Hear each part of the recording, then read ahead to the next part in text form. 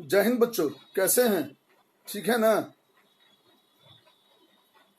आज एक नया अध्याय, नया पाठ और बहुत ही रोचक तथ्य आपके सामने होगा। इसका नाम है पुनरावृत्ति।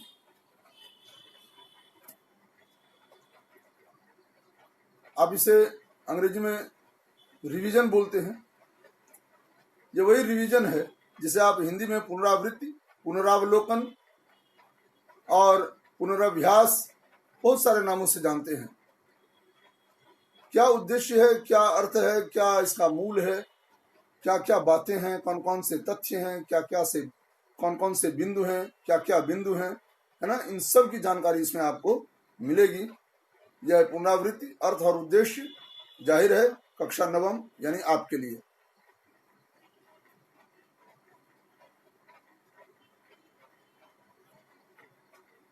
यहाँ पहला प्रश्न है, पुनरावृत्ति क्या है? देखिए, आप सब हमेशा पुनरावृत्ति करते हैं। जब भी देखिए तब हर परीक्षा से पहले पुनरावृत्ति या पाठ्यक्रम समाप्त हो जाता है, उसके बाद पुनरावृत्ति। ये पुनरावृत्ति लगी रहती है हमेशा, है ना। अच्छा, इसको तोड़कर यदि बताया जाए तो यहां देखिए एक चीज है, पुनरावृत्ति। इसको हम बोल सकते हैं पुनः जोर आवृत्ति। पुनः यानी फिर से, पुनः यानी फिर से। यहां यदि मैं लिखूं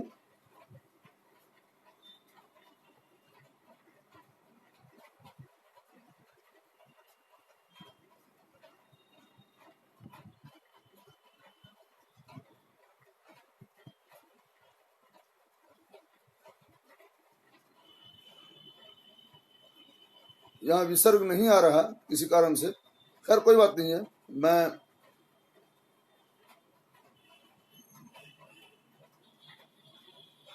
पुनरावृत्ति ऐसे ही आपको समझाता हूं। पुनरावृत्ति, पुनः जोर आवृत्ति। अब यह विसर्ग जो है न, उसके बाद आ है ना, यह विसर्ग संधि है।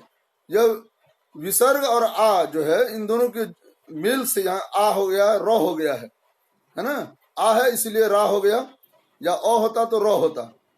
पुनः आवृत्ति तो पुनरावृत्ति होता, पुनः आवृत्ति आ है इसलिए पुनरावृत्ति। ठीक, इसका मतलब होता है फिर से आवृत्ति कर। आवृत्ति का मतलब होता है जहां से चले वहीं पहुंचना, जहां से चले वहीं पहुंचना, जहां से शुरुआत की वहीं पहुंचना, यह आवृत्ति है। तो पुनरावृत्ति क्या है?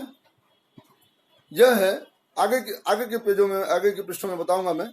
इसकी आवश्यकता क्या होती है, इसका लक्ष्य तथा उद्देश्य क्या है, और इसके आयाम क्या होते हैं। ये जो चार मुख्य बातें हैं, इन चार मुख्य बातों पर ही आज हमारा यह दृश्यांश टिका हुआ है। ये जो तीन दृश्यांश आज बनेंगे वे टिके हुए हैं।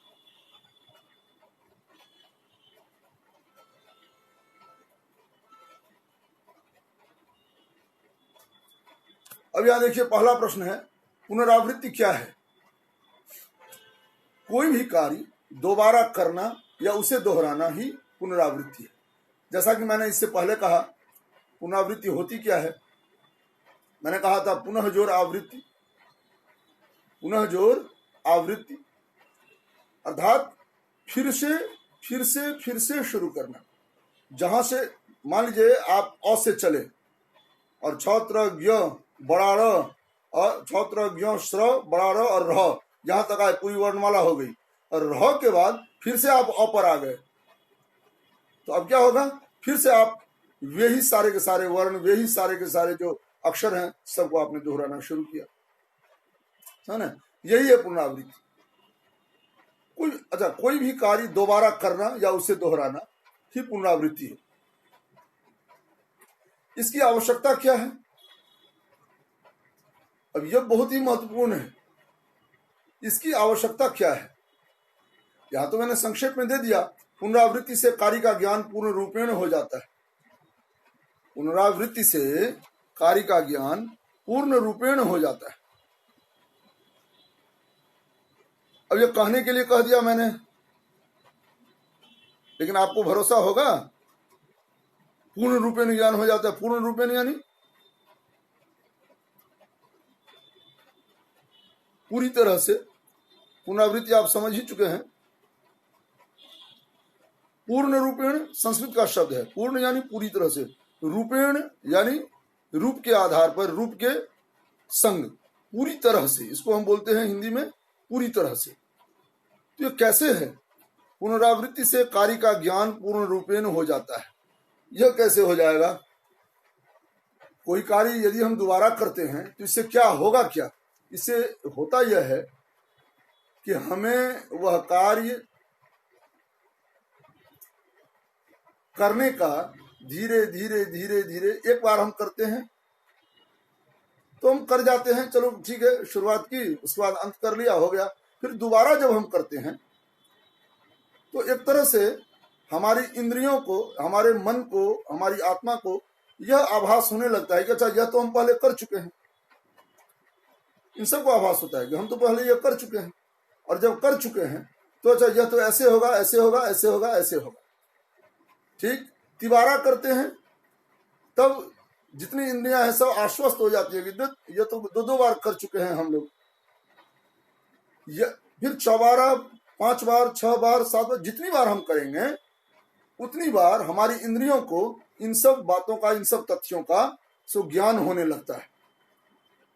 अब यह ज्ञान इसलिए जरूरी है ताकि आपके जीवन में यदि वैसा परिवेश बने, वैसा मौका लगे, वैसी परिस्थितियां आए तो कोई असुविधा आपको न हो। आप कहीं भी रहें, किसी भी परिवेश में रहें, लेकिन जब उस ज्ञान की जरूरत होगी, आवश्यकता होगी, तो आप बाकायदा, निसंदेह, पूरी की पूरी तल्लीनता से, पूरी की पूरी गंभीरता से वह तथ्य उकेर दें। धीरे धीरे होता यह है कि आप कोई और भी कार्य कर रहे हो, लेकिन आपकी इंद्रियों को जिन कार्यों का अभ्यास हो चुका है, उन कार्यों में आपकी इंद्रियां इतनी तल्लीन हो जाती हैं, इतनी अभ्यस्त हो जाती हैं कार्यों की,